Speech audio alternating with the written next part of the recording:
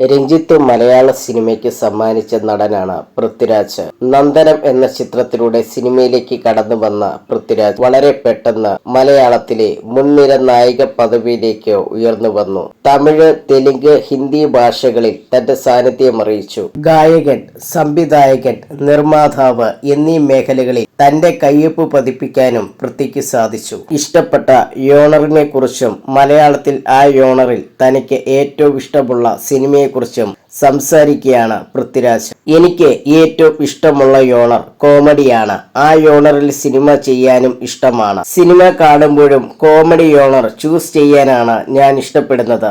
എനിക്ക് ഏറ്റവും ഇഷ്ടപ്പെട്ട ഒരു കോമഡി സിനിമ മാത്രമേ തിരഞ്ഞെടുക്കുക എന്നതിനെ കുറിച്ച് ബുദ്ധിമുട്ടുള്ള കാര്യമാണ്. 3 സിനിമകളാണ് ഏറ്റവും ഇഷ്ടമുള്ളതായി കണക്കാക്കുന്നത്.